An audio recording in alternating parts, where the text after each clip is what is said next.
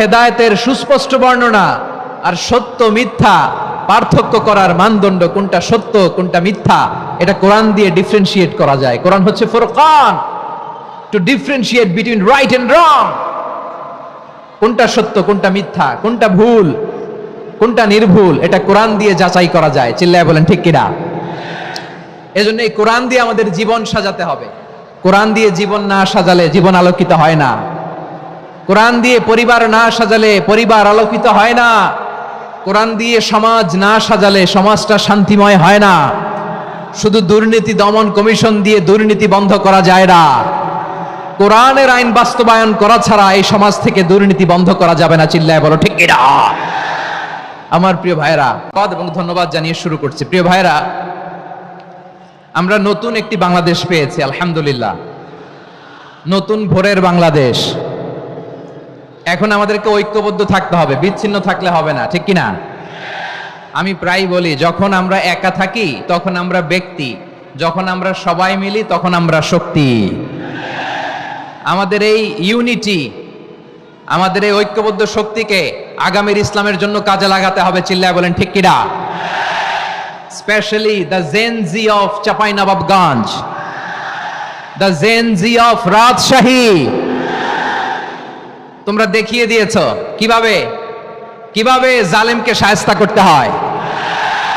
আল্লাহু আকবার। চোখের ইশারায়, কি তাদের কানেক্টিভিটি, কি তাদের বোঝাপড়া।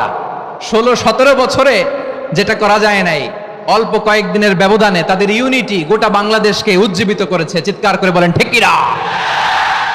এই উচ্ছ্বাস, এই ইউনিটি, এই সম্প্রীতি আমাদেরকে বজায় রাখতে হবে। এই যে আমরা ইউনাইটেড, আমরা উচ্ছ্বসিত, আমরা একসাথে দেশ গড়ার কাজে ঐক্যবদ্ধ হতে চাই, এটা আবার অনেকের ভাল লাগে না, ঠিক কিনা বলেন? আমাদের সুখ অনেকের ভালো লাগে না। নানামুখী ষড়যন্ত্র, নানামুখী ষড়যন্ত্র। এমন এক দেশের পাশে আমরা প্রতিবেশী হয়ে আসছি, আমাদের অনেক কিছু বুঝে শুনে স্টেপ ফেলতে হয়। চিল্লায় বলেন ঠিক কিনা? আমরা যদি ঐক্যবদ্ধ থাকতে পারি, কেউ আমাদের কিছু করতে পারবে না। এজন্য আগামীর বাংলাদেশ ঐক্যবদ্ধ বাংলাদেশ। আমরা এমন রাজনৈতিক বন্দোবস্ত চাই যেখানে কেউ কাউকে জুলুম করার সাহস দেখাবে না। নতুন করে আর কেউ জালিম হবে না।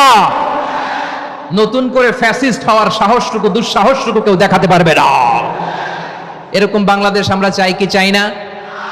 আওয়াজ করে আপনার মতামত জানান দেন। এরকম নতুন ভোরের বাংলাদেশ আমরা চাই কি চাই না? কারা কারা চাই হাত তুলে আল্লাহরে দেখায়।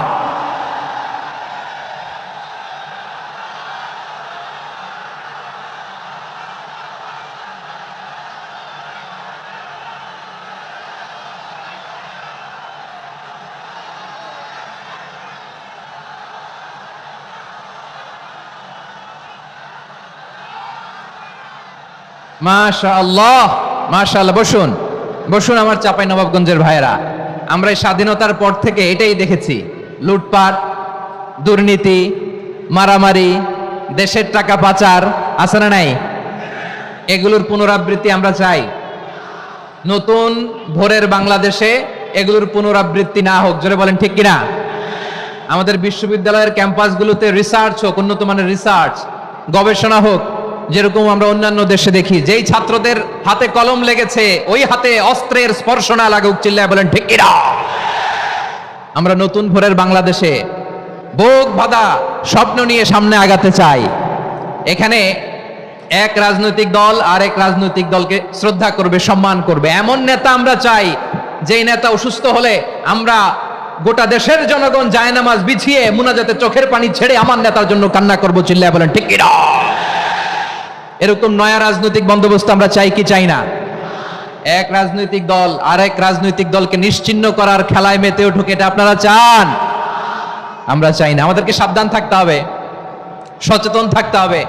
দেখবেন এই যে আমরা ঐক্যবদ্ধ, আমরা সম্প্রীতির বাংলাদেশ গড়তে চাই, আমরা সমৃদ্ধির বাংলাদেশ গড়তে চাই। নানা ধরনের চক্রান্ত, রিসেন্টলি দেখবেন এই শান্ত শিষ্ট ইসলাম প্রিয় শান্তিপ্রিয় মুসলিমদেরকে উস্কানি দেয়া হচ্ছে, উত্তেজিত করার জন্য আমার নবীকে গালি দেয়া হচ্ছে।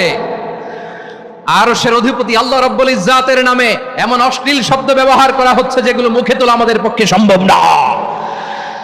প্রিয় ভাইরা, আমরা আজকের এই চাঁপাইনবাবগঞ্জের বিশাল ঐতিহাসিক তাফসীরুল কোরআনের প্রোগ্রাম থেকে এই এন্টারিম গভর্নমেন্টের কাছে বিনীত আবেদন জানাতে চাই, আপনারা শান্তিপ্রিয় মুসলিম জনতার ধৈর্যের পরীক্ষা নেবেন না।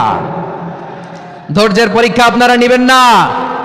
সহ্যের সীমা ছাড়িয়ে গেলে জনতা নিজেই আইন প্রয়োগ করার, বিচার করার দায়িত্ব হাতে তুলে নিবে। এটা আমরা চাই না, এটা আমরা চাই না, আমরা চাই না। যারা আল্লাহ রাসূল সাল্লাল্লাহু আলাইহি ওয়াসাল্লামের সম্মানকে খাটো করে, আল্লাহ এবং আল্লাহর রাসূলকে নিয়ে কটূক্তি করে, অবমাননা করে, শব্দ ব্যবহার করে, অশ্লীল শব্দ ব্যবহার করে, তাদের ব্যাপারে আমরা সর্বোচ্চ শাস্তি কামনা করি। সর্বোচ্চ শাস্তি তাদের জন্য বাস্তবায়ন করতে হবে। বাংলাদেশে ব্লাসফেমি আইন করে চিল্লায় বলেন ঠিক কিনা? তা না হলে জনগণ যদি বিচার হাতে তুলে নেয়, এই বিশাল জনস্রোতকে থামানো সম্ভব না। আমরা শান্তি চাই কি চাই না? আওয়াজ করে বলেন। আল্লাহর নবীর বিরুদ্ধে, আল্লাহর রাসূল সাল্লাল্লাহু আলাইহি ওয়াসাল্লামের সম্মানকে খাটো করে কবিতার নামে, গদ্যের নামে অশ্লীল শব্দ চয়নকে আমরা মেনে নিব? অশ্লীলতাকে আমরা মেনে নিব? কারণ আল্লাহর নবী আমার ঈমান, আমার নবী আমার ঈমান। নবীকে ভালোবাসা ঈমানের অংশ শুধু এতটুকু নয়, আমার নবীর ভালোবাসাটাই হচ্ছে ঈমান। চিল্লায় বলো ঠিক কিনা? আমার নবীর জন্য আমরা বুকের তাজা রক্ত বিলিয়ে দিতে রাজি আছি না নাই? রাজি আছো মুসলমান? কারা কারা রাজি?